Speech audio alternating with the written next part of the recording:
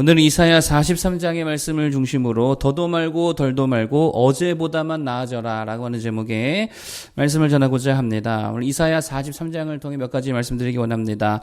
첫 번째는 구원의 확신이 있어야 된다라고 하는 것입니다. 구원의 확신 갖기를 바라겠습니다. 자, 1절 보겠습니다. 1절 시작. 야곱아 너를 창조하신 여호와께서 지금 말씀하시느니라. 이스라엘아 너를 지으신 이가 말씀하시느니라.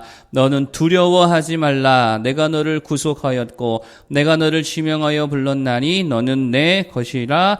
아멘. 여기 보니까 내가 너를 속량하였으니 두려워하지 말라. 이렇게 말씀하시죠. 구속하였으니 너는 두려워하지 말라. 이렇게 말씀하고 있습니다. 여러분, 구속이 뭡니까? 또 이 속량했다는 같은 말인데 이게 무슨 말이죠? 값을 치르고 사셨다라고 하는 것입니다. 그러니까 오늘 이사야식으로 하면 애굽과 에디오피아와 또 스바의 값을 주고 사셨다. 이런 내용이지요. 이게 뭐 값으로 치면 얼마 정도 될까요? 땅값만 해도 뭐 어마어마하겠지요. 예전에 미국이 러시아로부터 알래스카를 살 때에 거의 헐값에 샀거든요. 헐값에 샀어도 오늘날의 돈으로 약 2조 원 정도를 들여서 샀다라고 합니다. 거의 뭐 공짜로 받은 거나 마찬가지인데 실제로 알래스카의 가치는 뭐 이거의 수만 배는 뭐 될 수 있다라는 것이죠. 그런데 어쨌든 그런 값을 주고 누구를 사셨다라고 한다면 그 엄청난 가치를 부여했다라고 하는 것입니다. 신약적으로 하면은요, 이게 어떻게 표현이 되냐면 하나님의 아들 예수 그리스도의 생명값으로 나를 사셨다라고 하는, 그게 속량이고 그게 구속이다라고 하는 것입니다. 이게 무슨 말이에요? 엄청난 비용을 지불하여 사셨다라고 하는 거예요. 뭐 사기로 치면 이런 사기도 없겠죠. 엄청나게 큰 값을 치르셨다라고 하는 것입니다. 그 말은 반대로 말하면 이런 거죠. 절대로 되팔 수 없는 거예요. 절대로 되팔 수 없는 거예요.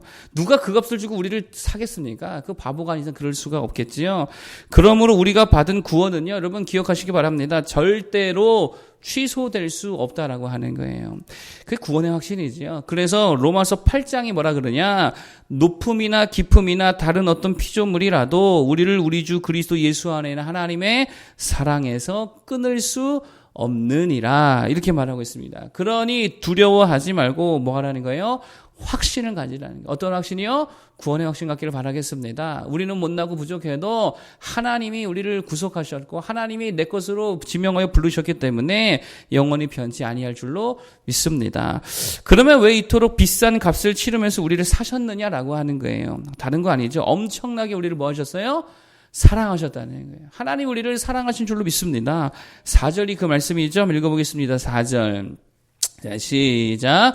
내가 내 눈에 보배롭고 존귀하며 내가 너를 사랑하였은즉 내가 내 대신 사람들을 내어주며 백성들이 내 생명을 대신하리니.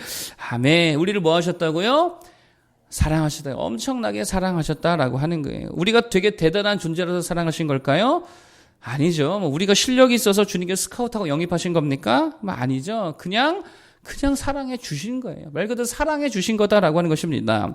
그러면 왜 우리를 사랑해 주셨을까요? 조건이 없습니다. 그냥 하나님께서 작정하셨다는 거예요. 하나님이 사랑하기로 작정하셨고 마음을 정해버리셨다라고 하는 것입니다. 조건 없이 자격 없이 그 사랑을 쏟아 부으시기로 주님이 스스로 마음을 정하셨다라고. 이게 하나님의 사랑이라는 거예요. 여러분 보세요. 사랑스러워서 사랑한 게 아닙니다. 그냥 하나님이요 마음을 정했다는 거예요. 마치 다윗이 하나님을 향하여서 내 마음이 확정되었사오니 내가 노래하고 찬송하겠습니다 라고 말한 것처럼, 하나님 예배하기로 내 마음을 정하겠습니다 라고 고백한 것처럼 하나님께서도 우리들을 사랑해 주시기로 스스로의 마음을 어떻게 했다고요? 정하셨다는 거예요. 그리고 언약해 주시면서 스스로 그 사랑에 묶여버리시고 매여버리셨다라고 하는 거예요.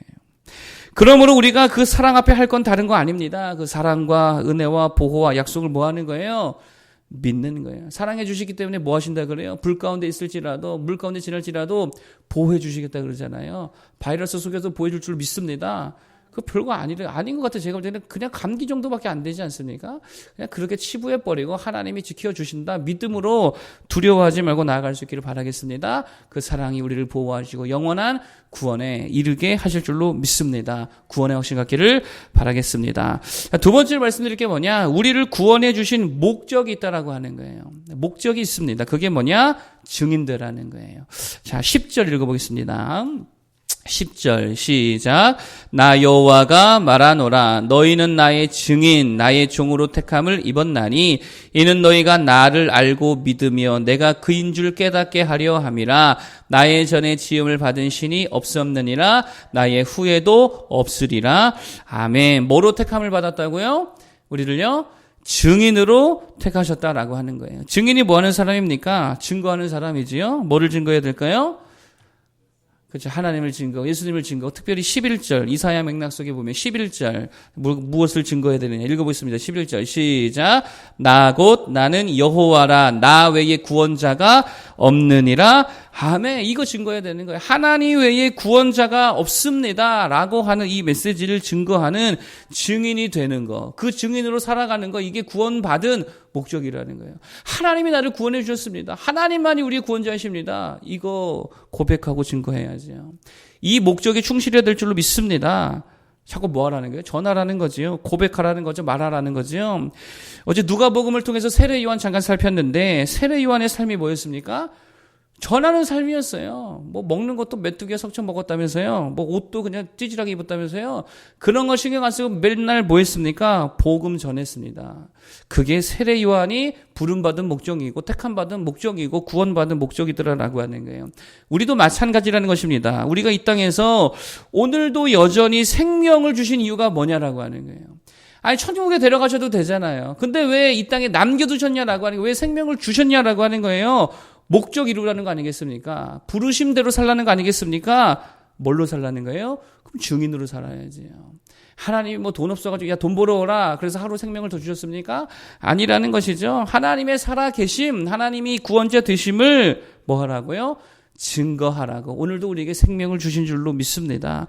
하나님이 나를 너무도 사랑해 주셔서 아들을 대신 죽이기까지 사랑해 주셨습니다. 이 복음을 전해야 된다라고 하는 거예요. 이걸 자꾸 노래하고 전하고 고백해야 될 줄로 믿습니다. 이게 우리가 받은 생명대로 사는 삶이다라고 하는 거예요. 그런데 웃긴 게 뭡니까? 생명을 주셨는데 다시 죽은 자들처럼 살아가고 있다는 거예요. 생명 받았으면 그 생명대로 그 목적대로 살아야 되는데 죽은 자들처럼 살고 있다는 거예요. 세상 사람들처럼 여전히 돈을 위해 살고 그게 목적이 돼가지고 여전히 명예 위해 살고 여전히 성공만을 위해 달려가고 있더라라고 하는 것입니다. 유튜브가 이렇게 뭐 알고리즘 때문에 추천해주는 영상들이 있잖아요. 사람들이 많이 본 것들 추천해주잖아요. 어제 추천 영상이 떴길래 봤더니 뭐 제가 본 것도 아니고 자동 재생을 어떻게 하다 보니까 그게 재생이 됐어요. 제목이 뭐냐? 결국 부자가 되는 사람들의 특징. 하루 전에 올라온 영상인데요. 30만 명이 넘게 봤어요. 부자 되는 방법. 이거 대해서 이야기했다라고 하는 것입니다. 무슨 말입니까? 믿는 자나 안 믿는 자나 다 지금 어떤 목적으로 살고 있다는 거예요. 돈 버는 목적, 부자 되는 목적 가지고 혈안이 되어서 살아가고 있더라라고 하는 거예요. 그래서 내용을 봤죠, 그래도. 내용을 보니까 뭐 이런 거예요. 부자 되는 방법이 되게 쉽대요. 그냥 더도 말고 덜도 말고 어제보다만 부자가 되면 된다. 뭐 이렇게 이야기하더라고요. 대부분 가난한 자들의 특징이 뭐냐? 어제보다 가난하게 산대요. 카드로 빚내가지고 어제보다 가난해지고 수입보다 지출이 많아가지고 어제보다 가난해지고 그래서 계속 더 가난해지더라라고 하는 것입니다. 그러니까 부자가 목적인 사람들은요 그냥 이렇게만 살면 됩니다. 어제보다 오늘이 더 부자가 되는 삶을 살면 부자 되는 거죠. 근데 우리의 목적은 뭐예요? 부자 되는 게 아니라 증인 되는 거잖아요. 그럼 우리는 어떻게 살아야 됩니까? 최소한 어제보다 더 증거하면 되는 거예요. 우리는 그렇게 이걸 적용해야죠.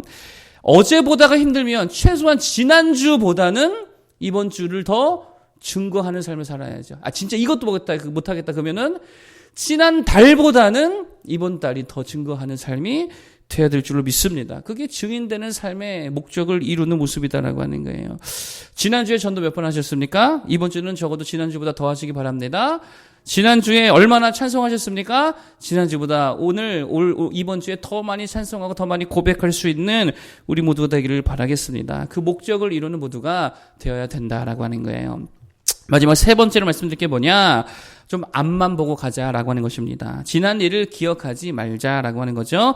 18절, 19절 읽어보겠습니다. 18절, 19절. 자, 18절, 19절 시작.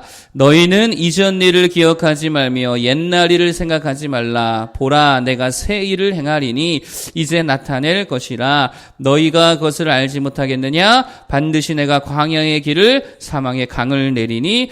아멘. 이전 일을 기억하지 말라. 무슨 말입니까? 이전의 상처, 이전의 아픔, 이전의 트라우마, 유대 민족으로 하면 포로 생활했던 거, 고난 당했던 거 생각하지 말라라고 하는 것이죠. 부끄러움과 수치도 뭐 하지 말아라? 생각하지 말라. 뭐 두려워했던 걱정거리 생각하지 말라라고 하는 것입니다. 왜요? 생각하면 어떻게 됩니까? 생각하면은요, 거기 100%입니다. 메어버립니다. 가장 바보가 누구냐? 아무도 신경 쓰지 않는 자기 과거에 혼자 매여 있는 거. 이게 진짜 바보 같은 인생이죠. 창세기에 보면 요셉이 애굽에서 큰 은혜를 받은 후에 총리 대신이 돼가지고 첫 번째 아들을 낳고 난 다음에 고백한 게 뭡니까? 므낫세다 고백하지요. 므낫세다. 그래서 아들 이름을 므낫세라고 짓잖아요. 므낫세 뜻이 뭡니까? 하나님이 다 잊게 하셨다라고 하는 거예요. 과거를 다 잊게 하셨다. 이게 므낫세다라고 하는 말입니다. 무슨 말이에요? 과거 생각하지 않겠다는 거죠. 그리고 둘째를 낳고 이름을 에브라임이라 했습니다. 에브라임의 뜻은 뭐예요? 하나님이 창성케 하시더라.